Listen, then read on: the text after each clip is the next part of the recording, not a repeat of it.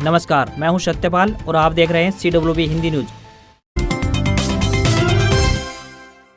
मौसम अपडेट। उत्तर भारत में मानसून फिर पकड़ेगा रफ्तार। आज से हरियाणा के इन जिलों में होगी बारिश। भारत के मैदानी राज्यों खासकर पंजाब, हरियाणा और दिल्ली एनसीआर में सुस्त मानसून फिर से सक्रिय होने वाला है, जिसकी वजह से कई जगहों पर मध्यम से लेकर भारी बारिश की संभावना है। बुधवार को देश के उत्तर पूर्वोत्तर क्षेत्रों और तराई क्षेत्र में जबरदस्त बारिश देखने को मिली है। हिमाचल प्रदेश के कुल्लू में बादल फटने की वजह से भारी तबाही हुई है। पूर्वी हवाएं उत्तर भारत में फिर से गति पकड़ने वाली है। वहीं 7 से लेकर 10 जुलाई के बीच बारिश की संभावना जताई गई है। इसी दौरान हरियाणा में कई जगह हल्की से लेकर मध्यम बारिश और कुछ जगह भारी बारिश हो सकती है। चंडीगढ़, पंचकुला, यमुनानगर, अंबाला, कैथल, कुरुक्षेत्र, करनाल और जींद जिलों में भारी बारिश, जबकि महेंद्रगढ़, चरखी दादरी, रेवाड़ी, मेवात, पलवल, फरीदाबाद, गुरुग्राम, दिल्ली, झज्जर, रोहतक, सोनीपत, पानीपत, सिरसा, फतेहाबाद, हिसार और भिवानी आदि जिलों में हल्की से लेकर मध्यम बारिश की संभावना जताई गई है। हरियाणा में पंचायत चुनाव को लेकर बड़ी अपडेट। हरियाणा में निकाय चुनाव कराने के बाद अब सभी की नजरें पंचायत चुनाव की तरफ लगी हुई हैं। निकाय चुनाव शांतिपूर्ण ढंग से करा लेने के बाद अब हरियाणा चुनाव आयोग यानी आयुक्त ने राज्य सरकार को पत्र लिखकर वार्डबंदी के कामकाज की प्रक्रिया को जल्द पूरा कराने के लिए कहा है। कुल मिलाकर पंचायती चुनाव सितंबर महीने के अंतिम सप्ताह से पहले होने वाले नहीं है। इतना ही नहीं, राज्य की पंचायतों में महिलाओं का 50% आरक्षण का फार्मूला ऑड इवन के आधार पर लागू रहेगा। दूसरी ओर जिला परिषद अध्यक्ष, पंचायत समिति अध्यक्ष का चुनाव सीधा नहीं कराया जाएगा। जिला परिषद और पंचायत समिति का चुनाव पहले की परंपरा के तहत ही होगा। इसमें कोई बदलाव नहीं है, इसलिए सोशल मीडिया में चल रही खबरों में भ्रमित नहीं हो। अर्थात अभी भी पंचायत चुनाव कराने में 2.5 से 3 महीने का वक्त लगेगा। पंचायत चुनाव को लेकर वार्डबंदी अन्य प्रक्रिया पूरी की जानी अभी बाकी है। 24% एनसीआर एरिया घटाने की तैयारी में हरियाणा सरकार। जानिए कौन कौन से जिले हो जाएंगे बाहर। दिल्ली एनसीआर क्षेत्र के नक्शे में आने वाले दिनों में बदलाव देखने को मिल सकता है। एनसीआर क्षेत्र में शामिल हरियाणा राज्य ने अपने कुछ जिलों को राष्ट्रीय राजधानी क्षेत्र से बाहर करने की तैयारियां तेज कर दी है। बता दें कि हरियाणा की मनोहर लाल खट्टर सरकार ने एनसीआर क्षेत्र में प्रदेश के 5 जिलों को बाहर करने का मन बना लिया है। उनमें करनाल, जींद, महेंद्रगढ़, चरखी दादरी और भिवानी जिला शामिल है। इसके अलावा रोहतक और पानीपत जिले की 3 तहसीलों को भी बाहर किया जाएगा।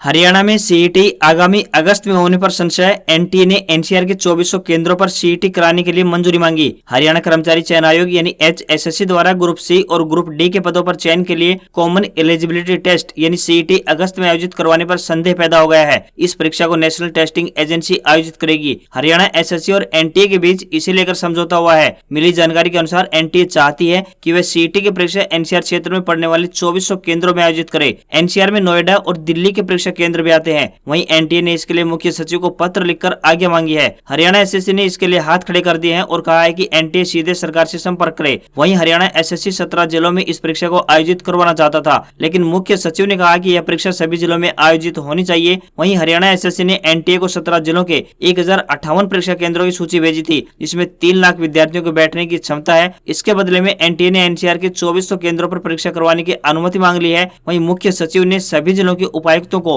अपने अपने जिलों में परीक्षा केंद्र तैयार करने के लिए निर्देश जारी किए हैं। वहीं दूसरी तरफ जब हरियाणा एसएससी के अध्यक्ष भोपाल सिंह खत्री से कहा गया कि अब क्या सीईटी की परीक्षा सितंबर में होगी, तो अध्यक्ष ने कहा कि इसके बारे में उन्हें कोई जानकारी नहीं है। एनटीए इस बारे में सीधा प्रदेश सरकार के संपर्क में है। पीएम फसल बीमा योजना के तहत इस दिन तक करा सकते हैं आवेदन। प्रधानमंत्री फसल बीमा योजना के तहत किसान 31 जुलाई 2022 तक खरीफ फसलों का बीमा करा सकते हैं। फसल बीमा की जिम्मेदारी रिलायंस कंपनी को दी गई है। इस योजना का लाभ लेने के लिए किसान 31 जुलाई 2022 तक आवेदन कर सकते हैं। इस संबंध में अधिक जानकारी के लिए टोल फ्री नंबर 1800-180-2117 यानी 1800-180-2117 या फिर संबंधित बैंक और कृषि विभाग के कार्यालय में संपर्क किया जा सकता है। बता दें कि कोई भी किसान अपनी खरीफ फसल का बीमा करा सकता है। कर्जदार और गैर कर्जदार किसानों के लिए बीमा की योजना अलग अलग है। यह योजना किसानों के लिए स्वैच्छिक है। अगर किसान अपनी फसल का बीमा नहीं करवाना चाहता है तो 24 जुलाई 2022 तक बैंक को लिखित आवेदन दे सकता है। अगर किसान ने अपने खेत में कपास की बुआई कर ली है लेकिन गलती से बीमा करा दिया है या फिर दूसरी फसल ले ली है तो फसल की जानकारी 29 जुलाई 2022 तक संबंधित बैंक को परिवर्तन की सूचना दी जानी चाहिए, ताकि भविष्य में उन्हें किसी प्रकार की असुविधा का सामना न करना पड़े। वहीं प्रधानमंत्री फसल बीमा योजना के लाभ की बात करें तो किसानों को फसल का बीमा कराने के बाद बाढ़, ओलावृष्टि, जल जमाव, आकाशीय बिजली या प्राकृतिक कारणों से आग लगने से हुए नुकसान का बीमा मुआवजा दिया जाता है। हरियाणा पुलिस की महिला पुरुष कांस्टेबल भर्ती पर कोर्ट ने लगाई रोक। 15 जुलाई को होगी अगली सुनवाई। हरियाणा पुलिस की महिला व पुरुष कांस्टेबल भर्ती पर हरियाणा हाईकोर्ट ने रोक लगा दी है। अब अगली सुनवाई 15 जुलाई 2022 को होगी। पंजाब एंड हरियाणा हाईकोर्ट ने हरियाणा पुलिस में महिला व पुरुष कांस्टेबल की नियुक्ति देने पर रोक लगा दी है। हाईकोर्ट ने यह आदेश हरियाणा पुलिस में कांस्टेबल की भर्ती में नॉर्मलाइजेशन परसेंटाइल मेथड के माध्यम से मेरिट सूची बनाने को चुनौती देने वाली याचिका पर सुनवाई करते हुए दिया। अनूठी पहल, अब मिड डे मील में खुद की उगाई ताजा सब्जी खाएंगे बच्चे। सरकारी स्कूलों में शुरू होगी किचन गार्डनिंग। हरियाणा के सरकारी स्कूलों में शिक्षा विभाग बागवानी विभाग के माध्यम से मिलकर एक अनूठी पहल शुरू करने जा रहा है। बागवानी विभाग की मदद से प्रदेश के सरकारी स्कूलों में पढ़ने वाले बच्चे किचन गार्डनिंग करते हुए सब्जियां उगाते नजर आएंगे। बागवानी विभाग स्कूलों में बीज उपलब्ध कराएगा। दोनों विभागों की इस पहल से अब सरकारी स्कूलों के बच्चे बाजार के बजाय खुद की उगाई ताजी सब्जियों का स्वाद चखेंगे। इस बारे में शिक्षा विभाग की ओर से सभी जिलों के स्कूलों में पत्र जारी कर दिया गया है।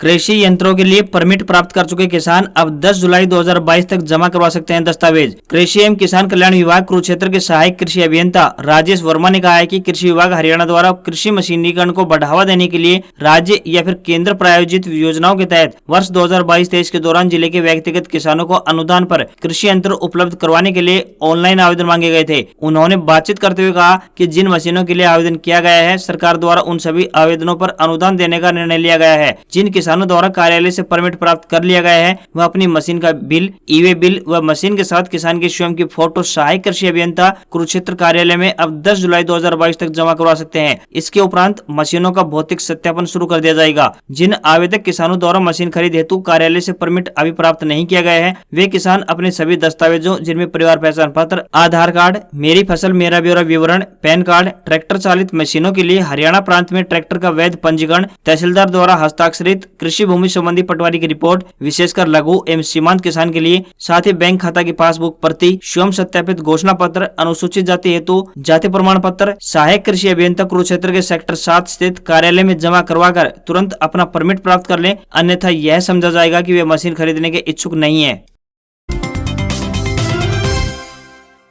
स्कूली बच्चों की पढ़ाई के लिए 2.5 लाख टैबलेट और खरीदेगी हरियाणा सरकार। जल्द निकाला जाएगा टेंडर। प्रदेश सरकार की तरफ से सरकारी स्कूलों के 10वीं और 11वीं साथ ही 12वीं कक्षा के करीब 5 लाख छात्र छात्राओं और अध्यापकों को टैबलेट दिए गए हैं। अब हरियाणा सरकार फिर से 2.5 लाख टैबलेट खरीदने वाली है। जल्द ही इनका टेंडर भी निकाला जाएगा। बता दें कि ई अधिगम योजना के तहत मौजूद शैक्षणिक सत्र में सरकारी स्कूलों में 10वीं से 12वीं कक्षा तक के सभी बच्चों को टैबलेट दिए जा रहे हैं। अगले साल से 9वीं कक्षा के छात्रों को भी टैबलेट उपलब्ध करवाए जाएंगे, जिसके लिए सरकार ने अभी से तैयारियां करनी शुरू कर दी है। 2 साल कोरोना चरम पर रहा, जिसकी वजह से बच्चे पढ़ाई में पिछड़ गए हैं। बच्चों की पढ़ाई के लेवल को पहले जैसा करने के लिए सरकार की तरफ से बच्चों को टैबलेट दिए जा रहे हैं, जिससे कि वे अतिरिक्त पढ़ाई कर सकें।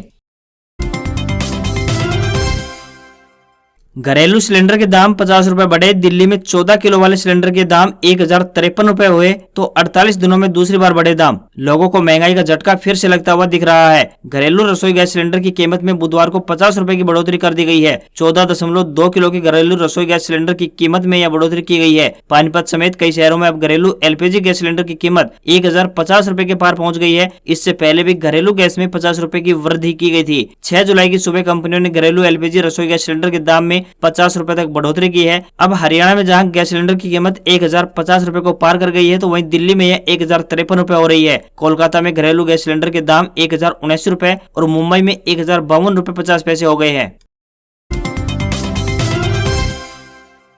आईटीआई में दाखिले की राह नहीं होगी आसान, जरूरी कागजात तैयार करें छात्र। हरियाणा विद्यालय शिक्षा बोर्ड द्वारा 10वीं और 12वीं का परीक्षा परिणाम घोषित किया जा चुका है। ऐसे में कौशल विकास एवं औद्योगिक प्रशिक्षण विभाग ने प्रदेश के सरकारी आईटीआई में दाखिला प्रक्रिया को लेकर अपनी तैयारियां शुरू कर दी है। हालांकि अभी तक विभाग ने दाखिले का शेड्यूल तो जारी नहीं किया है, लेकिन इसे लेकर नोटिफिकेशन जरूर जारी कर दिया है। नोटिफिकेशन के माध्यम से कहा गया है कि विद्यार्थी दाखिले के लिए अपना आधार कार्ड, फैमिली आईडी, बैंक खाता संख्या आदि दस्तावेज तैयार रखें, ताकि जैसे भी दाखिले के शेड्यूल जारी होता है तो वह अपना दाखिला का आवेदन कर सके। क्लर्कों को राहत, 1178 क्लर्क्स को हटाने के आदेश पर हाईकोर्ट ने लगाई रोक। हरियाणा सरकार और HSSC को जारी हुआ नोटिस। हरियाणा कर्मचारी चयन आयोग यानी HSSC द्वारा वर्ष 2019 में विज्ञापित क्लर्क की 4798 पदों की भर्ती का संशोधित रिजल्ट जारी करने के बाद 1178 क्लर्कों को हटाने के सरकार के आदेश को पंजाब एवं हरियाणा हाईकोर्ट में चुनौती दे दी गई है। बुधवार को हाईकोर्ट के जस्टिस अरुण मोंगा ने याचिका पर सुनवाई करते हुए हरियाणा सरकार व कर्मचारी चयन आयोग यानी HSSC को नोटिस जारी कर अगली सुनवाई तक हटाने के आदेश पर रोक लगा दी है। मामले में सुनवाई के दौरान कोर्ट को बताया गया कि उनको 1.5 साल नौकरी के बाद नौकरी से निकाला जा रहा है। याचिका में दलील दी गई है कि हटाने के लिए सही तरीके को नहीं अपनाया जा रहा है। इस मामले में अब अगली सुनवाई 28 जुलाई को होगी। संशोधित रिजल्ट जारी करने के बाद 1178 क्लर्कों को सेवा से समाप्त करने का सरकार ने आदेश जारी किया था। हरियाणा केंद्रीय विश्वविद्यालय स्नातकोत्तर पाठ्यक्रमों में दाखिले के लिए अब 10 जुलाई तक करें आवेदन। हरियाणा केंद्रीय विश्वविद्यालय में शैक्षणिक सत्र 2022-23 के लिए स्नातकोत्तर पाठ्यक्रमों यानी पोस्ट ग्रेजुएट कोर्सेज में 19 मई से आरंभ हुए दाखिले हेतु आवेदन की अंतिम तिथि को एक बार फिर से बढ़ा दिया है। विश्वविद्यालय सामान्य प्रवेश परीक्षा यानी CUET के अंतर्गत स्नातकोत्तर पाठ्यक्रमों आवेदन की अंतिम तिथि बढ़ाकर अब 10 जुलाई 2022 कर दी गई है। विश्वविद्यालय के कुलपति प्रोफेसर टंकेश्वर कुमार ने कहा कि अभ्यर्थियों के रुझान एवं मांग को देखते हुए आवेदन हेतु बढ़ाई गई तिथि से और अधिक आवेदकों को विश्वविद्यालय में प्रवेश पाने का एक और अवसर मिल सकेगा। हरियाणा में बीते 24 घंटों के दौरान कोरोना के 355 नए मरीज मिले हैं, वहीं 505 ठीक हुए तो कोई भी मौत नहीं हुई। हरियाणा में बीते 24 घंटों के दौरान जिला बुलेटिनों के मुताबिक कोरोना के 355 नए मरीज मिले हैं, 505 ठीक हुए और कोई मौत नहीं हुई। प्रदेश में अब तक ओमिक्रॉन समेत कोरोना से 10,18,227 लोग संक्रमित हो चुके हैं। इनमें से 10,05,467 ठीक हो चुके हैं, वहीं 10,741 की मौत दर्ज की गई है। इस समय 2019 सक्रिय मरीज बताए जा रहे हैं। जिला बुलेटिनों के मुताबिक प्रदेश में 24 घंटों के भीतर गुरुग्राम में 154, फरीदाबाद में 56, हिसार में 10, सोनीपत में 1, करनाल में 24, पंचकुला में 42, अंबाला में 5, पानीपत में 5, सिरसा में 8, रोहतक में 6, यमुनानगर में 11, कुरुक्षेत्र में 5, भिवानी में 7, महेंद्रगढ़ में 1, रेवाड़ी में 1, जींद में 9, झज्जर में 4, फतेहाबाद में 1, कैथल में 5, पलवल, दादरी और नूंह जिले में कोई भी मरीज नहीं मिले हैं। गांव में टीचर के पदों पर निकाली भर्ती, पहली से लेकर 12वीं कक्षा तक पढ़ाने का मौका, 20 से 25,000 रुपए मिलेगी सैलरी। गांव में निरक्षरों को साक्षर बनाने के लिए स्पेशल एजुकेटर यानी विशेष शिक्षक की भर्ती निकाली है। कुल 297 पदों के लिए भर्ती हरियाणा स्कूल शिक्षा परियोजना परिषद के द्वारा की जा रही है। इसके लिए नोटिफिकेशन 1 जुलाई को ही जारी कर दिया गया था। योग्य कैंडिडेट ऑफिशियल वेबसाइट www.hsspp.in पर जाकर ऑनलाइन आवेदन कर सकते हैं। अप्लाई करने की आखिरी तारीख 15 जुलाई 2022 है। बता दें कि यह भर्ती सर्व शिक्षा अभियान के तहत की जा रही है। कैंडिडेट की आयु गणना की बात करें तो 18 साल से लेकर 42 साल के बीच होनी चाहिए। जहां तक सैलरी की बात है तो कक्षा 9वीं से लेकर 12वीं तक के विशेष शिक्षक को सैलरी 25,000 रुपए प्रति महीने मिलेगी। वहीं पहली से लेकर 8वीं तक के विशेष शिक्षक के लिए सैलरी 20,000 रुपए प्रति माह होगी। ऑनलाइन आवेदन करने वाले कैंडिडेट को लिखित परीक्षा के लिए बुलाया जाएगा, जो कि 5 अगस्त 2022 को संपन्न कराई जाएगी। आज खबरों में बस इतना ही। देखते रहिए CWB हिंदी न्यूज। नमस्कार।